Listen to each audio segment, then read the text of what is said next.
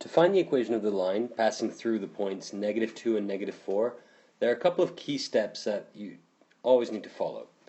Now the first thing is to remember that any line has an equation looking something like y is equal to mx plus p.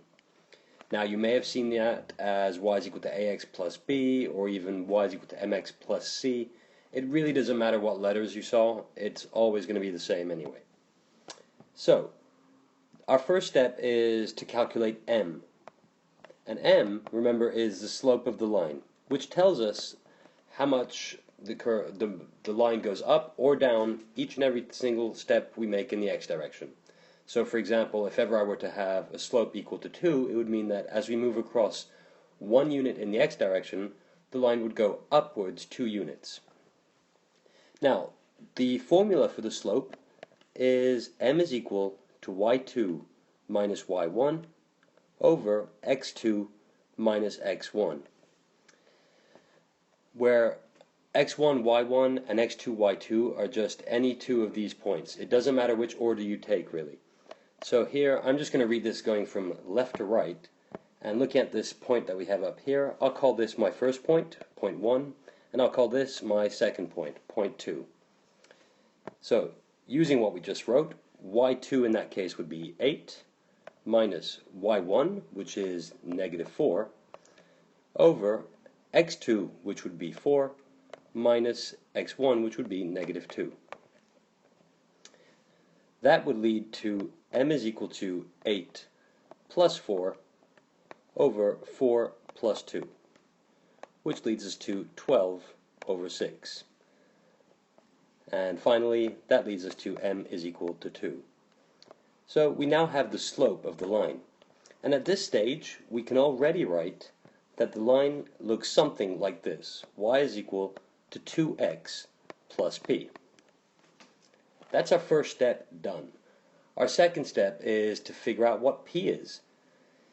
Now, we do this algebraically, meaning to say we're not going to get p off of the graph. Remember, p is the value of y at which the line cuts the y-axis.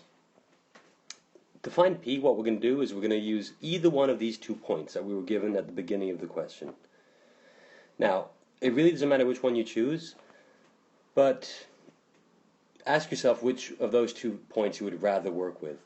Just looking at this, I'm going to choose 4, 8, simply because there are no negatives in there, so I'm less likely to make a sign error. So, I know that the line passes through the point 4, 8. What does that tell us? It tells us that when x equals to 4, y has to be equal to 8. So what I'll do now is replace the x and the y on my line equation, which are here and here, y and x. I'm going to replace those by these 2 values here, 4 and 8. And that's going to leave us with an equation for p.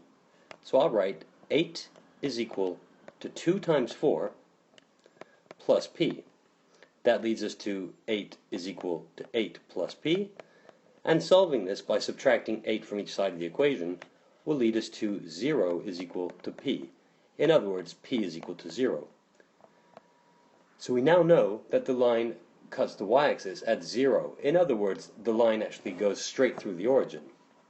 And at this stage, it's always good practice to write the equation in its full format. In other words, we're going to write y is equal to 2x.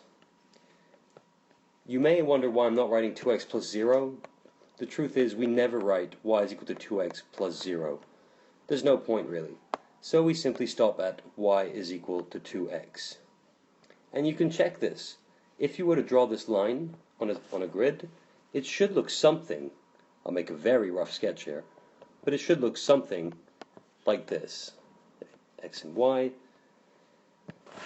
And it should pass through the origin and should be quite steep.